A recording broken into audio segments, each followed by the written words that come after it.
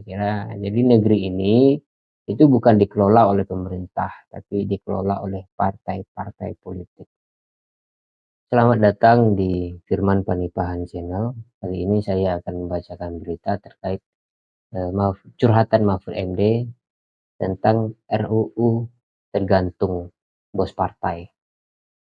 Ini dia ini.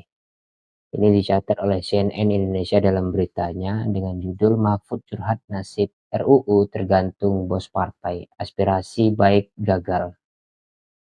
Ini yang terjadi ternyata, bukan berarti di parlemen atau pemimpin kita di pusat itu tidak ada yang berpikir cerdas. Ada yang berpikir cerdas tapi tidak lolos, gitu aja. Ini kita baca ya, Menko Polhukam Mahfud MD curhat betapa sulit mengajukan aspirasi yang positif bagi pembangunan hukum melalui rancangan undang-undang atau RUU karena prosesnya selalu gagal di legislatif. Gitu ya. Masalahnya legislatif itu siapa? Logikanya begini, gagal di legislatif karena legislatif itu ada tuannya. Mereka itu seperti anjing-anjing yang dipelihara oleh tuannya. Jadi mereka akan menggonggong sesuai apa yang dikatakan oleh tuannya, gitu. Yang dalam hal ini sebagai pos partai.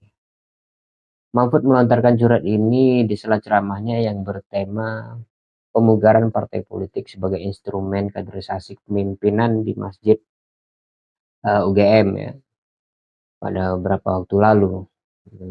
Mahfud mulanya mempertanyakan pilihan politik masyarakat selama ini sudah tepat atau belum.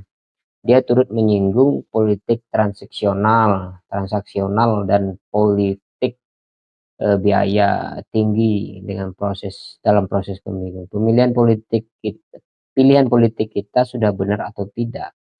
Ini persoalannya kalau mau membongkar pembongkaran partai politik, gimana nih cara membongkarnya?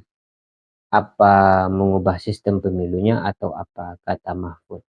Ia kemudian berkata, sehingga sekarang saya bicara kok susah ya mengajukan aspirasi-aspirasi yang baik bagi pembangunan hukum, tetapi selalu gagal di DPR. Menurut Mahfud, di era Presiden Soekarno, setiap ada aspirasi lahir langsung dibuat menjadi undang-undang. Demikian pula di zaman Presiden Soeharto yang menurut Mahfud jumlah rancangan disahkan lumayan banyak.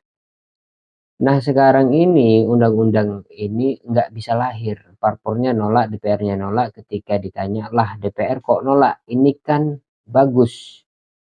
Mereka langsung jawab, bos, ujar Mahfud. Meredam tawa jemaah, Mahfud buru-buru berkata, enggak, ini kuliah, kuliah fikih politik, fikih siasah ini, saudara, kata Mahfud untuk meredam itu supaya isunya tidak kemana-mana.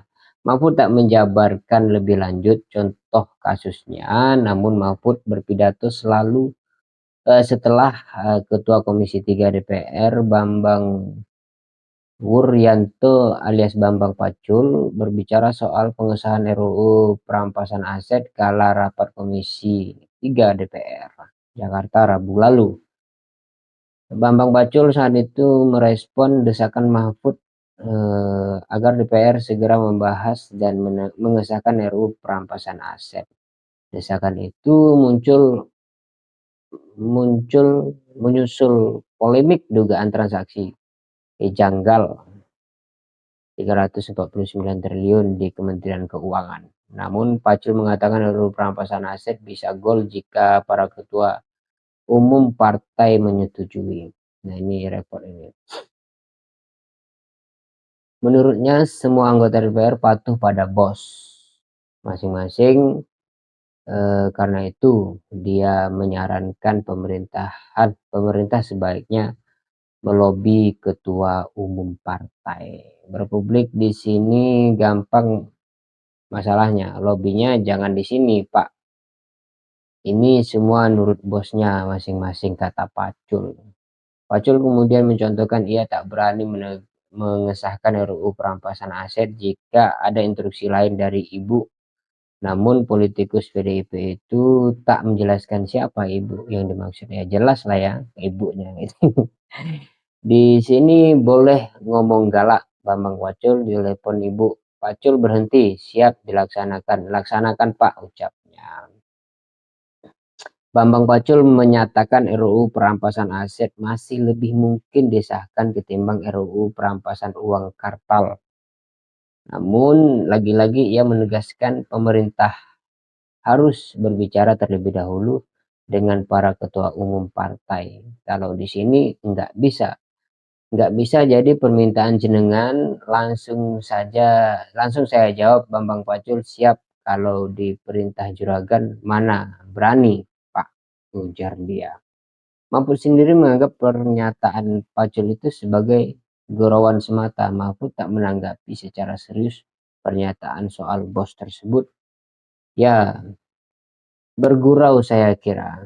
Kalau Pak Pacul kan suka bergurau, kata Mahfud saat ditemui di Masjid Kampus UIN Sunan Kalijaga, Sleman. Nah, itu tadi kejadiannya, bahwa keputusan di negeri ini tergantung ketua partai atau bos ya.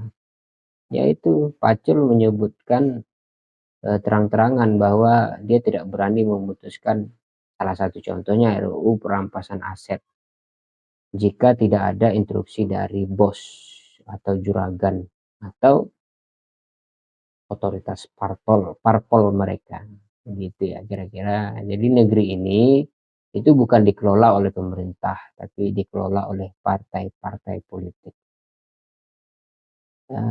Maka dari itu perlu kita memilih partai yang baik dan benar menurut kita ya.